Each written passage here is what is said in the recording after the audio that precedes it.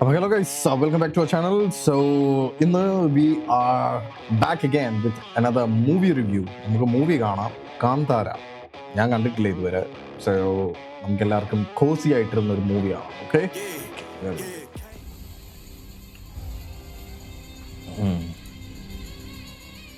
കദംബർ വനവാസി അടയ്ക്കുവാണിരുന്ന കാലം. ഓക്കെ, പശ്ചിമദിക്കിലെ പ്രമാണിമാർ കദംബറുടെ കീഴിൽ നാടുവാഴികളെ പോലെ ഭരിച്ചിരുന്നു. കദംബർ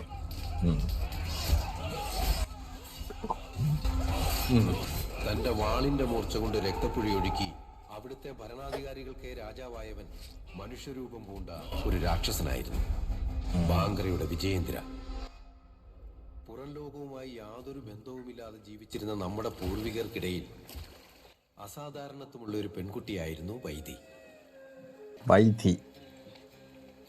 നല്ല ചന്തമല്ലേ? ദൈവാംശമുള്ള കല്ലായിരിക്കും. ആനമുട്ടയാണ്. ആ കല്ലിൽ ദൈവാംശമുണ്ടെന്ന് മനസ്സിലാക്കിയ നിമിഷം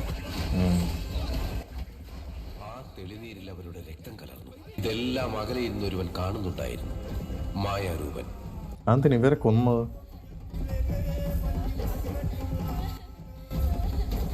കരുത്തരായ നമ്മുടെ പൂർവികർ ബാങ്ക്രയിലെ ജനങ്ങൾക്ക് അടിമകളായി. ഇവരെ കൊല്ലേണ്ട ആവശ്യം എന്തായിരുന്നു? ഓ, അടിമകളെ പിടിച്ചുകൊണ്ടുപോയതാണോ? Okay okay okay. ഒരു ദിവസം രാജാവ് സമുദ്ര സ്നാനം ചെയ്യുമ്പോ സമുദ്രസ്നാനം ദൂരെ ഇരുന്ന് ചൂണ്ടയിടുകയായിരുന്നു. മായാരൂപൻ.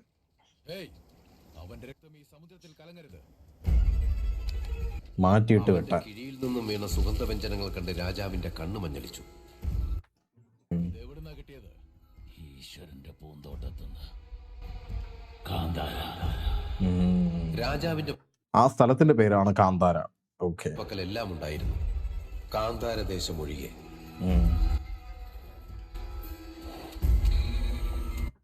കിളവൻ നൈസായിട്ടൊരു ട്രാപ്പിലേക്കാണെന്ന് തോന്നുന്നു വിളിച്ചോണ്ട് പോകുന്നത്. വഴി ശരി തന്നെയല്ലേ? കിഴവനെ കാണാനില്ലേ? അപ്പൊ തീർന്ന്. മായാരൂപന്റെ മായയിൽ രാജാവ് അകപ്പെട്ടു. 500 പേരുടെ നടുക്കൂടെ ഇങ്ങനെ എവിടെ ഇറങ്ങിപ്പോയത്? മായാമോഹിനി എങ്ക പോച്ച്?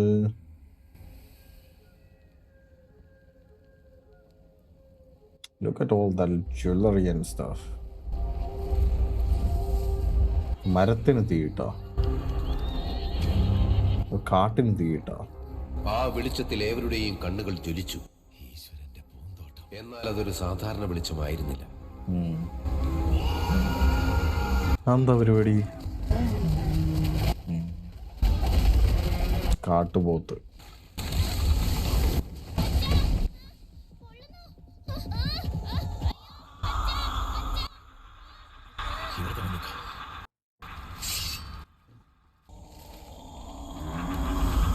എന്താ ശബ്ദം? മായാരൂപനാണോ? ഇനി മായാരൂപനാണോ ദൈവം?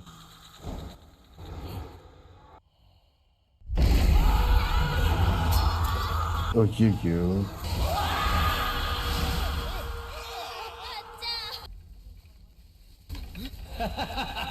ബാങ്ക്രയുടെ രാജാവ്.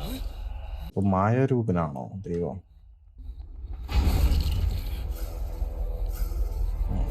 ദൈവം കയറിയതാണോ?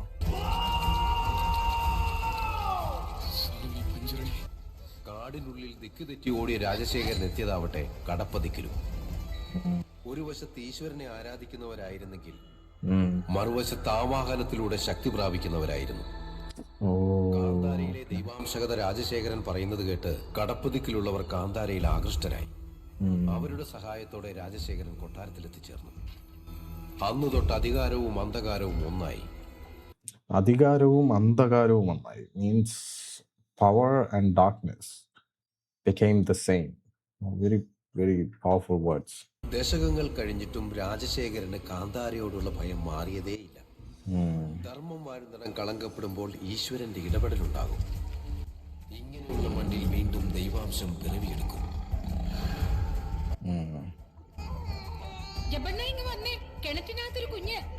ആർക്കും വേണ്ട ഈ കണക്കിനകത്തല്ലേ അയാള് വലിച്ചുകൊണ്ട് പോയത്? കുഞ്ഞിനെ വൈദ്യ സ്വയം ഏറ്റെടുത്തു. മായക്കണ്ണനാണ് ആകെ പ്രശ്നം കേട്ടോ. അവനൊരു പേരിട്ടു, ബർമേ. ബർമേ. ബാങ്ക്രയിൽ അതേസമയം രാജശേഖരൻ 2 കുട്ടികളുടെ അച്ഛനായി. രാജശേഖരൻ ജയറാമാണ് കേട്ടോ. എന്നാൽ തന്റെ പെൺകുഞ്ഞിന് കൈകാലുകൾക്ക് ശേഷിയില്ലെന്നറിഞ്ഞ നിമിഷം കൊണ്ട് കളയാൻ പറഞ്ഞു.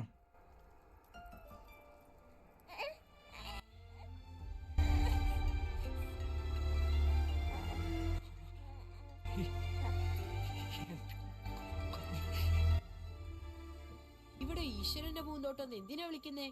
നമ്മുടെ ഉടയോൻ ഇവിടെ തപസ്സിന് വന്നപ്പോ അദ്ദേഹത്തിന് സമാധാനമായി ധ്യാനിക്കാൻ പാർവതി ദേവി ഉണ്ടാക്കിയതായി സ്ഥലം. ബർമ്മ ആരുടെ സംസാരിക്കുന്നേ?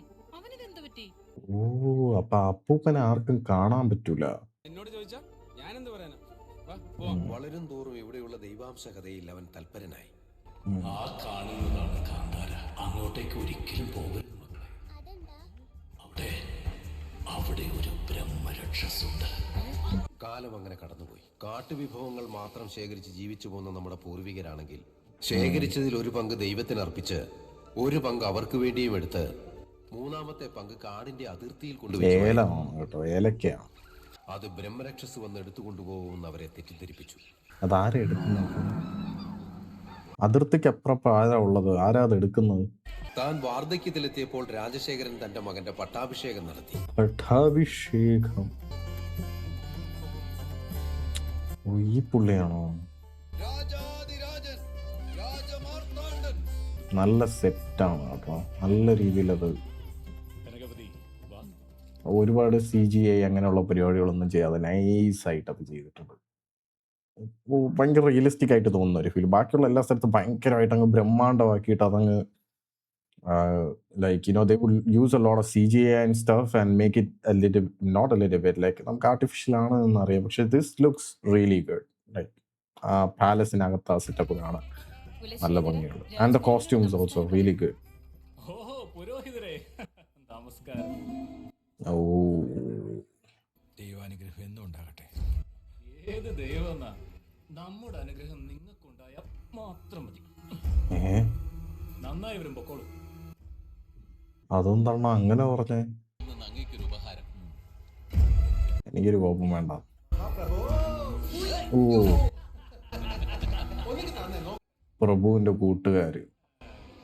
അതുവരെ നല്ലവനായിരുന്നവൻ അധികാരം കയ്യിൽ കിട്ടിയപ്പോഴത്തേക്കും ചെറ്റയായെന്നാണോ? അങ്ങയുടെ ഭരണത്തിൽ രാജ്യം സമൃദ്ധമായിരിക്കുമ്പോൾ പുത്രന് പട്ടം കൈമാറേണ്ടിയിരുന്നോ? എന്റെ പട്ടാഭിഷേകം കാണാൻ നമ്മുടെ പിതാവിനായില്ല. എന്റെ പിതാവിന് വേണ്ടി ഞാൻ ചെയ്യേണ്ടിയിരുന്നതെല്ലാം എന്റെ മകൻ എനിക്ക് വേണ്ടി ചെയ്യുമെന്ന് ഞാൻ വിശ്വസിക്കുന്നു. അദ്ദേഹത്തിന് അത് സാധിക്കുമോ? അവന്റെ പിറകെ ഞാനുണ്ടല്ലോ. നീ രാജാവായപ്പോ എന്നെ പിടിച്ച മന്ത്രിയാക്കിയല്ലേ കുലശേഖര? ഇതിന്റെ സന്തോഷത്തിൽ എന്തെങ്കിലുമൊക്കെ ചെയ്യണം. അതിനിപ്പോ എന്ത് ചെയ്യാനാ? യുദ്ധമൊക്കെ എന്റെ പിതാവിന്റെ കാലത്ത് അവസാനിച്ച. ബോറടിക്കുന്നു യുദ്ധമില്ലാതെ. ഒരു വേട്ടയോടെങ്ങി തുടങ്ങിയാലോ? എങ്ങോട്ടാ പോവാ? കാന്താര. എത്ര വലിയ കാടല്ലേ? കാടില് ബ്രഹ്മരക്ഷസൊക്കെ ഉണ്ടായിരുന്നു. അപ്പൊ കുലശേഖരനൊന്നും പറഞ്ഞില്ല, കുലശേഖര മഹാരാജാവ് ഒന്നും പറഞ്ഞില്ല.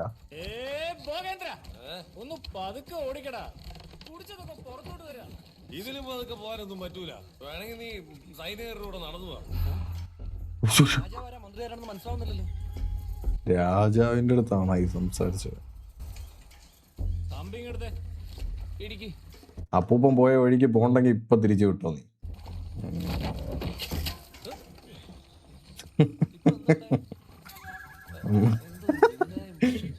മന്ത്രിയുടെ തല ഇപ്പൊ തെറിച്ചാല്.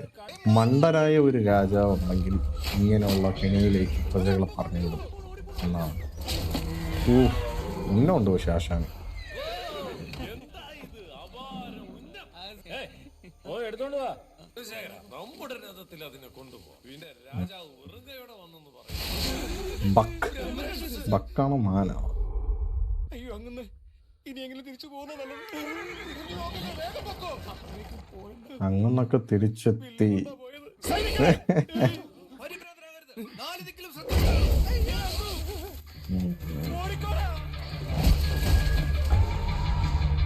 കാന്താരയിൽ കയറി അഭ്യാസം കാണിക്കല്ലേ, പണി കിട്ടും. ഇത് ഇവിടത്തെ ആൾക്കാർ ചെയ്യുന്നതാണ്. ഒളിപ്പോരാ.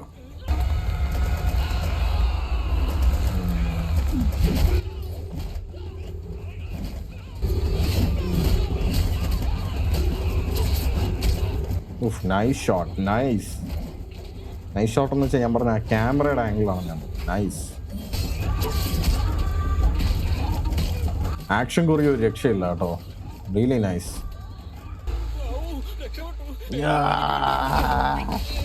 അയ്യോ പാവോടാ, വന്നിട്ടാ അല്പം വൈകിയെന്ന് തോന്നുന്നു അല്ലേ? കുറച്ച് വൈകിയമ്മ.